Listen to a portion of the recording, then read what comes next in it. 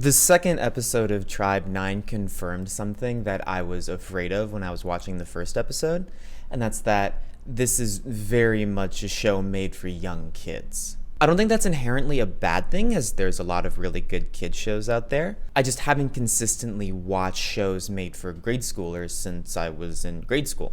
All that means is that I have to apply a childlike perspective when watching and appraising this show, which I'm totally cool with. And even with that childlike perspective, I was still able to find things about the second episode that I enjoyed. This part in our story has our heroes explaining the rules of extreme baseball, which I find an important step in this show's world building. We learn that in extreme baseball, there are no home runs and no flyouts, and the defense can only record an out by tagging the runner with the ball. The runner can contest this through combat, and if they're able to reach the next base without getting tagged, they can remain there safely. Each base is blocks away from the previous one, and each of the tribes sets up their own fields in the wards and the neighborhoods of Neo-Tokyo. I find this world building the strongest part of Tribe 9, though I do think there are some awkward ways the show goes about building its world. There's this scene where Saudi tries to explain the rules to Taiga by thrusting a smartphone in his face with a QR code to read. And besides the question of whether smartphones or QR codes or even baseball exists in this futuristic society, it still felt a little ham-fisted. But hey, it got me curious enough to scan the code myself on my phone, and unfortunately it just links you to the show's website instead of like an actual list of the rules. I guess audience participation has its limits even in a kid's show.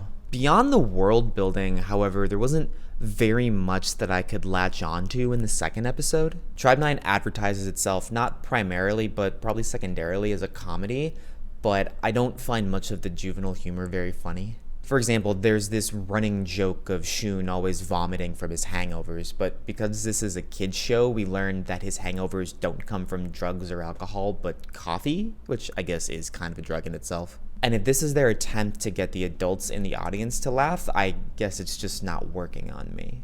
If these bits are going to continue, I sincerely hope they either get funnier or just stop in their entirety. We also see some practical development from our main characters Taiga and Haru, though I still personally find them a bit too annoying in their own respects to be likable. Another disappointing development I found was Haru blushing from a compliment from Saudi, implying that he may have a crush on her. I was rooting for a gay pairing with Shun, but I know this is a kid's show and all, and I shouldn't be expecting anything like Adventure Time or Steven Universe from Tribe 9, really. The worst development of this episode, however, in my opinion, is the introduction of this show's antagonists, which at this point are just a member of the royal family and his mercenary baseball player. We learned from Saudi that the winning team of an extreme baseball game can force the losing team to do whatever it wants, which usually doesn't have life or death consequences. But apparently for our white-haired villain, it means leaving his opponents in a trail of blood. It is not clear whether he just beats them up really aggressively or he kills them, but either way, it feels kind of punchless. For one, we don't know who these opponents are or why they should matter. For another, it's pretty unconvincing when it seems that our villain's only motivation is to dominate the city.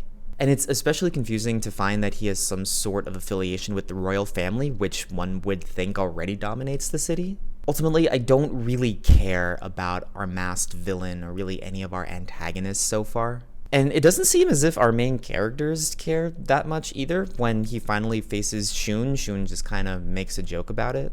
We don't have any reason to believe that our characters are in danger because Shun is our main character, and we have yet to see any reason to think that Shun can be beaten. I know for a lot of fans that is the appeal of shows like this.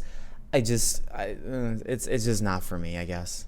They both have white hair, so it wouldn't surprise me if this was like a sibling rivalry sort of a thing, though I hated it when that happened in '86, and if it were to happen again, I think I would hate it too.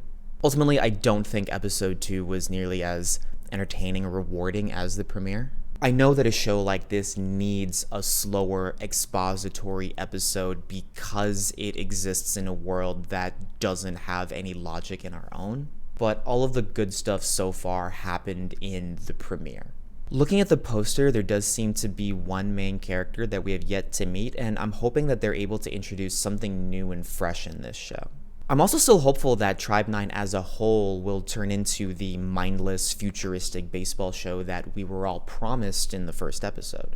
But I'm not as encouraged that will happen after watching this past episode.